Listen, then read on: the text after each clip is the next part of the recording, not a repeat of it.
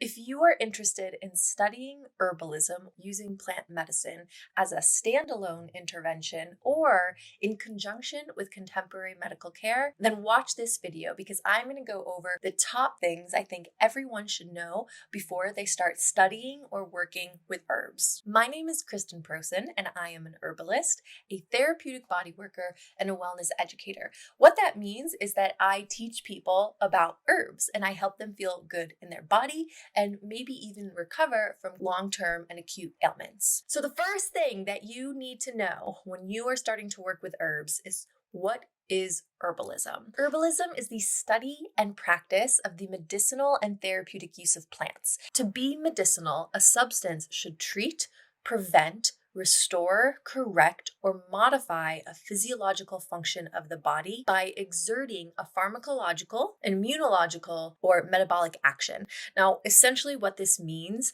is that to be medicinal, a substance needs to have an effect on the body and bring it back into balance. You might notice that everything that we put into our body, everything that we do with our body, everything that we are exposed to is going to have some sort of effect on the body, but is it a desirable effect? Is it an effect that keeps the body well regulated or keeps the body in a place of homeostasis? This is the trick to something being medicinal. The next thing that you should know before working with herbs is that herbalism is holistic.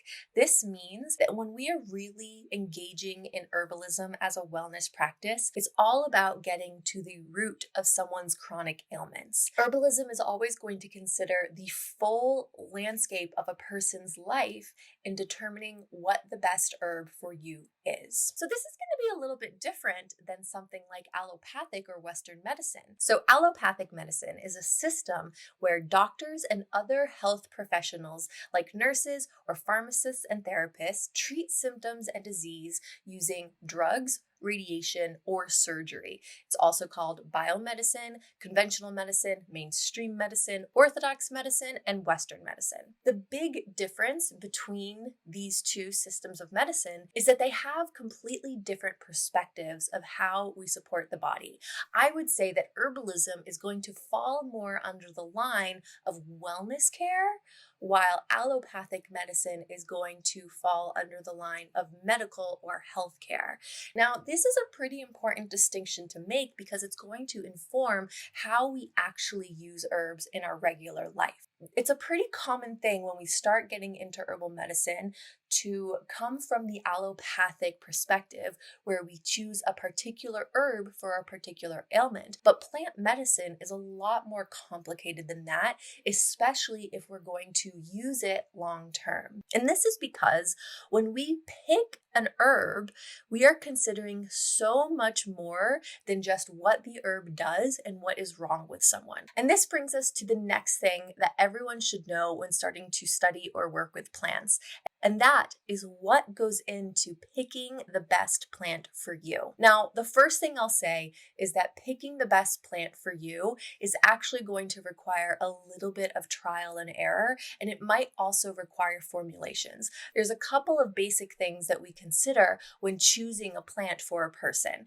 In reality, rather than the allopathic model of matching a plant to an ailment, we are actually matching a plant to a person. The first two things that we take into consideration are the herbal energetics and the herbal actions. And these are going to be the predictable and observable effects that a plant will reliably have on the human body.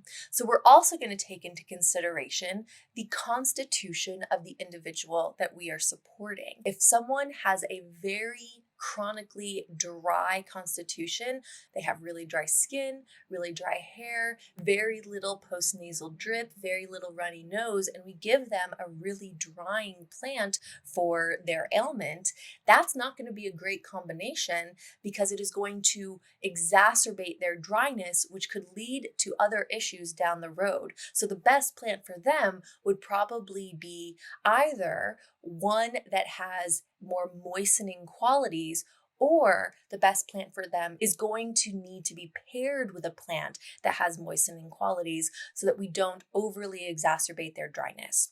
Now, the final thing that we're going to consider when matching a person and a plant together is the ailment. What sort of energetics does the ailment have? Let's take that same dry person and all of a sudden they have a ton of postnasal drip and they're sneezing and they have a lot of phlegm buildup.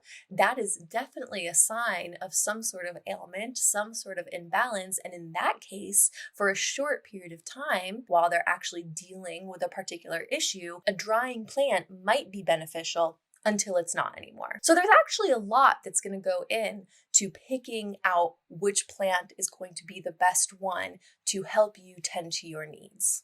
The next thing that you should know about working with plants is that herbs are powerful and they can have an effect on medications that you're already taking. So it's always a good idea to do a quick Google cursory search with any of the ailments that you have and any of the medications that you're taking to see if there are any contraindications.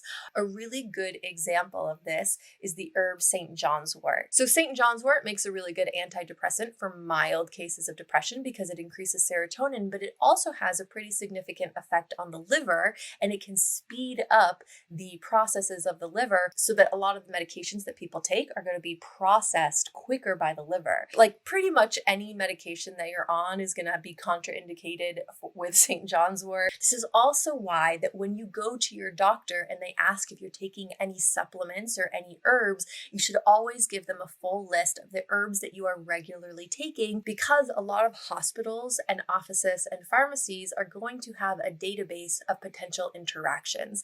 Herbs are fairly well studied, and the connection and interactions between herbs and different pharmaceuticals are also pretty well documented in most cases. So if there are any interactions between any herbs that you are taking and medications that you're potentially going to be put on, a little red flag is going to pop up, and then you and your doctor can decide which is most important. Is it going to be the herb that's most important, or is it going to be the medication that's most important? And then how can you move around that? So that brings me to the next thing that I think everyone should know before they start working with plant medicine, and that is when to take herbs and when to see your doctor, which is actually a little bit of a trick question because one, I think that we should always be in a good relationship, if possible, with a quality healthcare provider. The other reason I think that it's a trick question is that I think that we should take our herbs every day. To have them in our lives on a daily basis can really support our long-term wellness,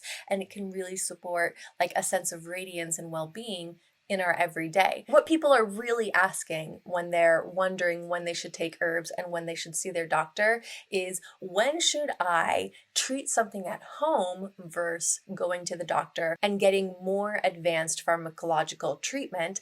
And I would say a good general guideline would be to take herbs or try herbs when an ailment is non-life threatening. That means that if you get in a car accident and break your arm and your bone is sticking out of your skin, do not call your herbalist. Go to the hospital. And then after you've had your surgery and after you've recovered and you're home and you are dealing with that healing process, then call your herbalist, and you can get a lot of teas to help support bone growth, and you can get salves to help clear up the skin. And if there is a potential infection and your antibiotics that you get from your doctor don't really work, there are plenty of herbs that we can then use to support the healing and the life-saving medical interventions that you received. So if something is non-life threatening, then try herbs. But remember, herbalism is not all or nothing. Just because you are working with herbs doesn't mean that you eschew medical treatment or pharmacological intervention altogether. I think it's actually a big mistake to go forward thinking that we are only going to use natural remedies and natural treatments to deal with these complex ailments that we're living with. I actually see the best outcomes when there is some mixture of natural wellness, herbal remedies and medical intervention, having access to diagnostic medicine and surgery and pharmaceuticals when we really need them is such a game changer for our health and for our wellness and for our longevity. And furthermore, sometimes an ailment progresses so much that we are dealing with really debilitating symptoms and issues that herbs might barely even be able to touch. I have seen on many occasions that when someone finally just takes a pharmaceutical, that clears up a whole host of symptoms that were putting a lot of mental and emotional load on a person. And when we're carrying around so much mental and emotional load, it can be really hard to engage and put forth wellness and herbal interventions in a way that they are going to support us. So that doesn't mean that you have to take the pharmaceutical forever. And if you're having difficulty making lifestyle interventions because your symptoms are so intense, then sometimes getting a little bit more extra help and working with an herbalist could be the way to go. So there's so many different perspectives on how we might work with herbs. There's the camp of I'm never going to work with herbs, all the way down to I'm only going to work with herbs. And personally, I fall somewhere in between. I like to use medical support and diagnostic tools and a healthy relationship with someone's physician or doctor when it's appropriate, and then I'll work with other lifestyle interventions when that's appropriate. So I'm never going to be on either side of the camp because that doesn't work for me and it doesn't work for most of my clients. And I want people to have as much access to all of the different options for taking care of our body and increasing our wellness literacy as possible. So I'm always going to acknowledge that there are so many ways that people can take care of their bodies and not say that our wellness should be either or. And that being said, the next thing that I think everyone should know about studying herbalism and working with herbs is that there are so many traditions out there. Every single culture has been using herbs for a very long time. Obviously, I'm American. I was born and raised in the US. I currently live in Central Virginia, so I primarily work with the Western materia medica. But there are so many other systems of thinking, of learning, of studying plant medicine, and of using plant medicine out there. So the systems of herbalism and traditional medicine that you are most likely to come into contact with if you start doing some Googling or doing a little bit of online research or gathering books or looking for teachers are going to be in traditional Chinese medicine, in Ayurveda, which is the traditional medicine system coming out of India, and Western herbalism, which is largely going to be teachers and plants that are in the United States and then also Eastern Europe. So there are a lot of traditions out there, and there are definitely traditions that are associated with the plants in the bioregion that you live now. So there's a few ways to get started if you want to study and use herbal medicine. You can find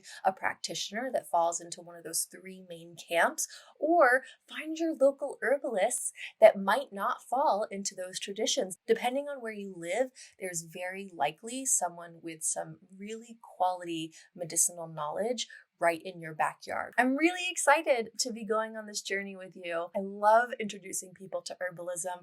I love sharing all of this knowledge with others. Make sure that you subscribe so that you get all the good information. And yeah, I love you. Okay,